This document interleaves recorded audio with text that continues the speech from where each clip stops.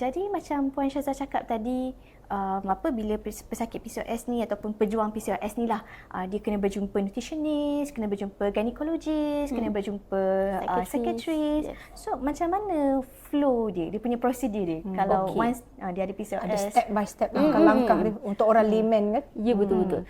Okey, kalau ikutkan orang kata international punya guideline how to manage PCOS, first ialah yang katakan saya ambil majority sebab PCOS ni ada 4 phenotype ataupun 4 jenis. Tapi 70% ada phenotype A, which is overweight, obese, masalah insulin dengan masalah hormon lelaki yang tinggi. And then bila scan memang nampak telur berantai lah. Mostly ada masalah ni. Ini yang paling common. Yang paling common. Ada yang lean PCOS, which is dia tak overweight pun, berat normal. Ada yang underweight kan, tapi dia minor lah, case minor ni, mostly ada overweight dengan obesity. So kalau untuk management phenotype A ni, memang nak tak nak turun berat badan.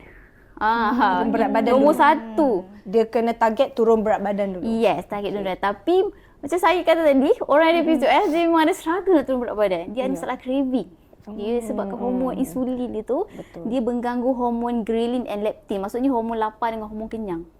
So dia memang rasa macam, lagi especially on carbohydrate lah. So that's why orang karbohidrat, especially on karbohidrat. Dia nak makan nasi, nak makan manis-manis. Yes, sebabkan insulin orang yang ada PCOS ni terlampau banyak dalam darah. Hyperinsulinemia lah kita panggil. Yang ni lah yang menyebabkan dia rasa macam craving je. Kejap rasa macam makan dessert lah, juga aiskrim lah, apa-apa lah, anything yang sejuk kan. Lagi kalau dia depend dengan benda yang stress kan, dia orang kata berdepan dengan depression semua tu, lagi anxiety attack kan, contoh kan, I need something comfort food. Do you mean diorang makan based on emotion? Yes, betul. Yes. Hari ni sedih makan. Lagi satu I saw on TikTok kan, dia cakap apa ni, even lepas makan pun dia nak makan lagi. Lepas makan main meal kan, nak makan lagi tu. Problem with hormon lah. Penyakit dia dah ada craving tu. Lepas dia nak tambah lagi rasa stres benda tu. Sedih kan? Kesian sebab tu lah. Betapa struggle-nya. Selalunya orang yang PCOS ni, dia rasa okey lah, I turun berat, I cubalah calorie deficit. Kurangkan kalori. Simple as calorie deficit lah kan. Bukan tak boleh, tapi dia struggle lah. Memang struggle. Sebab that's why bila berjumpa nutritionist itulah akan hadirnya pakar diet. The hero. That's why lah kita cuba orang kata manage dia punya, bukan setakat pemakanan, sebab dia sync together tau. Sleep, stress, pemakanan. So kita kena manage tiga-tiga ni. Orang kata holistically macam tu lah, kena seiring. Yes, selari seiring lah, sejalan lah gitu. Okey. So kita kena so kita kenalah pastikan, contohlah saya suka makan nasi, tapi kita bagi di Google banyak sangat. Soalnya Google kan banyak western diet kan, contoh. So boleh jadi 2 minggu, sebulan, lepas tu balik betul. Kita panggil yo-yo diet kejap. Yo-yo diet.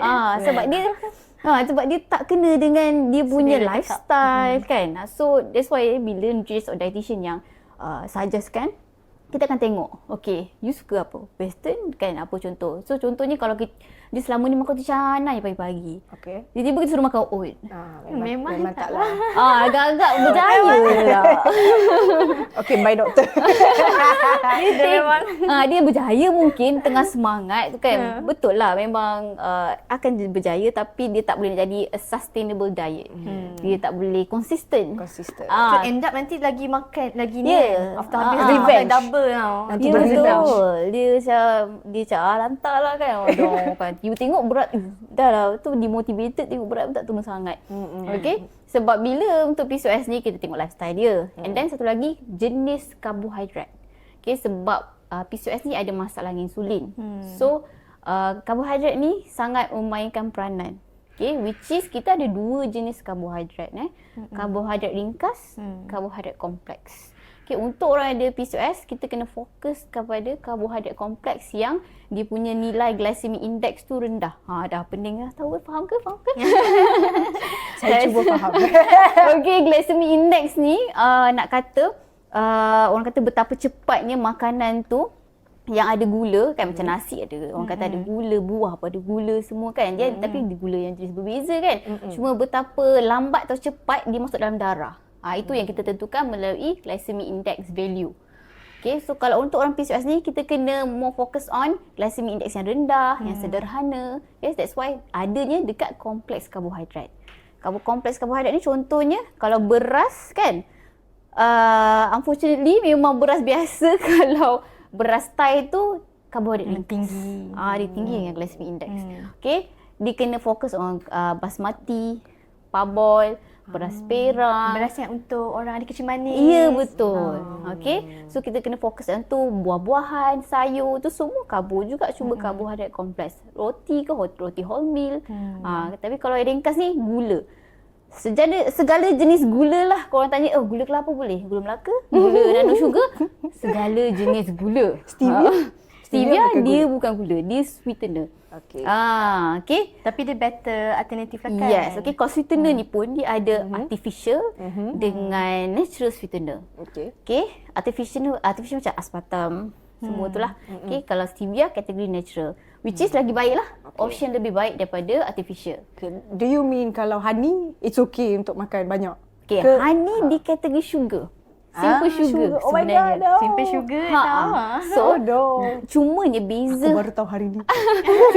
Cuma bezanya honey dengan sugar, honey at least dia ada antibacterial properties, dia ada all vitamins, minerals. Kalau gula putih memang kosong, tak ada apa. Kalori je mata-mata. Memang kalau madu ni, biasanya kalau untuk PCOS bukan tak boleh. Saya kata boleh ambil tapi limit. Satu hari dalam 1 hingga 2 sudu saja. Tapi kalau boleh masukkan dalam something yang ada than karbo. Contoh yogurt, you nak buat smoothie. Kalau dicampur yogurt, campur buah, campur madu. Then okey sebab dia ada nutrien lain, protein. So bila you makan, dia tak terkejut masuk laju dalam darah. Tu yang sebab ada lepas tu protein. dia akan buat reaction, insulin spike semua Kalau tu. you terus ambil madu, kan macam tu je, dia terus masuk laju. Dia tak ada yang melambatkan dia untuk masuk dalam darah. Saya suka benda ni sebab dia lebih kurang sama macam diet untuk orang yang ada jerawat juga. So basically acne diet, dia punya trend makanan dia sama macam diet untuk orang ada PCOS jugalah. Anti-inflammatory kan. Anti-inflammatory, kita nak rendahkan hormon androgen tu, hormon lelaki tu. Betul. Okay, so kalau kita dengar nak rawatan untuk PCOS ni ialah diet kan dengan rawatan mentalnya. Lepas tu lagi-lagi yang sedang nak mengandung kan, nak jumpa gynae lagi. So ialah betapa kompleksnya kan. Ya, betul. Dan dah lah PCOS ni ikutkan dia tak boleh dirawat. Betul kan Puan Syazah? Ya, dia boleh orang kata remission. Dia simptom dia boleh hilang. Simptom. Tapi kalau you tak jaga, you datang balik.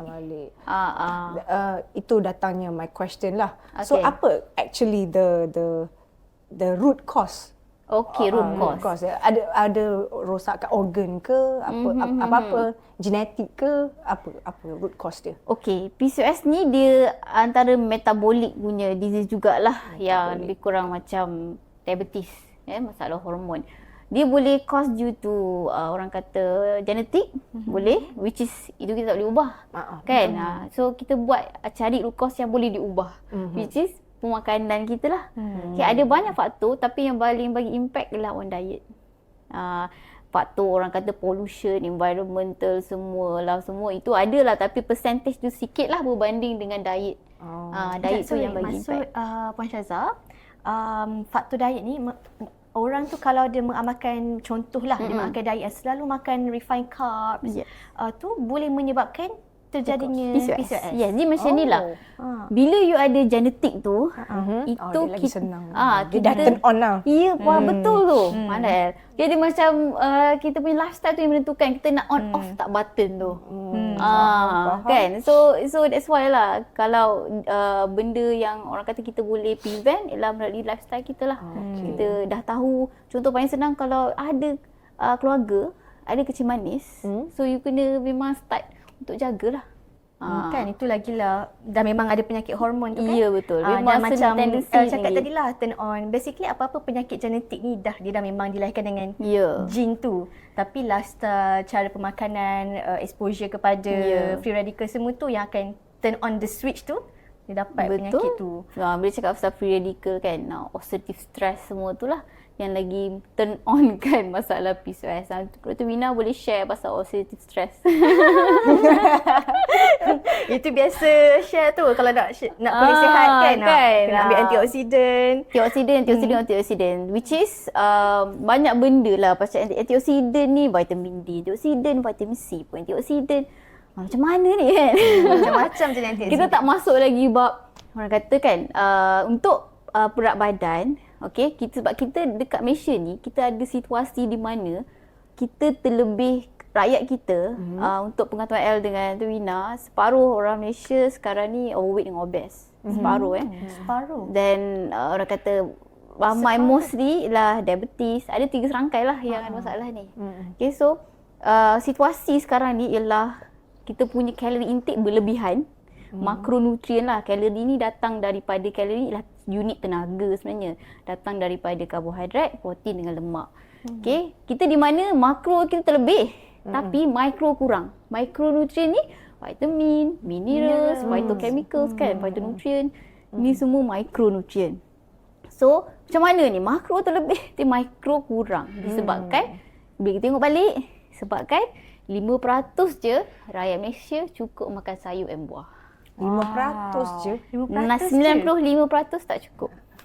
Semua tak nak makan sayur kan? Saya tak suka sayur. Saya suka. Saya suka makan sayur tak? I suka makan sayur. I pun suka. Okey, bila cakap cukup tu kan maksudnya Okey. Sehari at least 3 hidangan sayur. 3 hidangan ni means satu hidangan sayur ni kalau yang dah masak half cup ataupun 4 sudu. Kalau yang mentah 1 cup. Sebab dia tak masak lagi kan kalau dia dah layu kan. So at least satu hari 3 hidangan. So roughly lah kalau kita guna sudu kan, dalam 12 sudu sayur satu hari. Supposedly nak kata baru kita cukup Baru cukup. intake kita. Meaning to say kalau kita pecahkan breakfast, lunch, dinner kena Ya ada sayur. betul. Tepat sekali tu. Right. Rasa macam tak cukup lagi ni. Itulah sebab ramai kata macam, saya makan sayur. Ya betul ke statistik ni? Ini NHMS NHMS Malaysia memang